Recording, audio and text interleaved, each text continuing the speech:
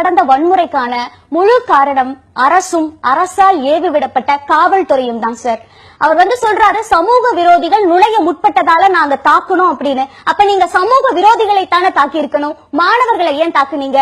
கோயமுத்தூர்ல இரவு முழுக்க போராட்ட களத்துல நின்ன ஒரு பள்ளி மாணவன் மூக்குல ரத்தம் ஒழுக போலீசால தாக்கப்பட்டு மூக்குல ரத்தம் ஒழுக அழுதுட்டே ஓடுனா அவன் சமூக விரோதியா? ஒரு 70 வயது மூதாட்டிய இடுப்புல வலிமையாக லத்தி சார்ஜ் பண்ணாங்க, அந்த மூதாட்டி சமூக விரோதியா? அப்ப இவ்வளவு பெரிய கூட்டத்துல சமூக விரோதிகளை நாங்கள் எப்படி அடையாளம் கண்டு தாக்க முடியும்னு நீங்க கேள்வி கேட்கலாம்.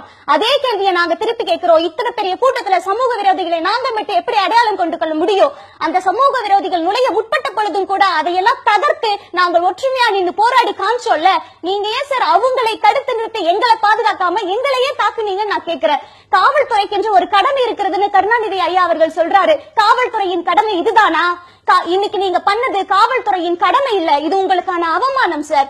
சார் சென்னையில ஒரு பையன் ஐ பெக் யூ நானும் தமிழன் தான், மண்டை உடைஞ்சு ரத்தம் வருது, கல்லால் அடிச்சுட்டாங்க, காப்பாத்துங்கன்னு ஓடுறான். அத்தனை காவலர்கள் அவனை மறுபடியும் அடிச்சு துரத்திட்டே இருக்காங்க. இதுதான் உங்களுடைய கடமையா சார்? இது அவமானம் இல்லையா சார்? நீங்க திரும்ப சொல்றீங்களே மாணவர்கள் எந்திரிச்சு போகலன்னு. இப்படி ஒரு முடிவை மாணவர்கள் எடுக்கிறதுக்கான காரணம் என்ன தெரியுமா? அரசு ஆரம்பத்தில் காமிச்ச அலட்சிய போக்கு சார். இதற்கான அடிப்படையை நீங்க புரிஞ்சுக்கோங்க.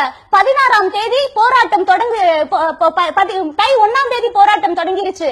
16ஆம் தேதி அலங்காநல்லூர் உட்கார்ந்திருந்த மாணவர்களை கைது செஞ்சு 17ஆம் தேதி காலையில சாரையாக 9 மணிக்கே மாணவர்கள் கூட ஆரம்பிச்சுட்டாங்க. மெரினால 9 மணிக்கு மாணவர்கள் வந்துட்டாங்க.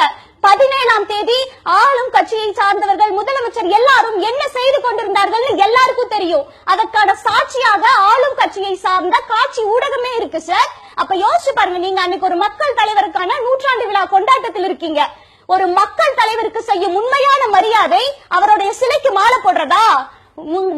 இந்த வீதியில மக்களும் மாணவர்களும் போராட்ட களத்துல நிக்கிறாங்க, நீங்க மாணவர்கள் கிட்ட ஓடி வந்திருக்கணும் சார். அதுதான் அந்த மக்கள் தலைவருக்கு. அப்ப நான் சொல்றேன் சார், நீங்க உங்களுடைய தலைவருக்கு கூட உண்மையான விசுவாசிகளா இல்ல. நீங்க அவரை மதிச்சு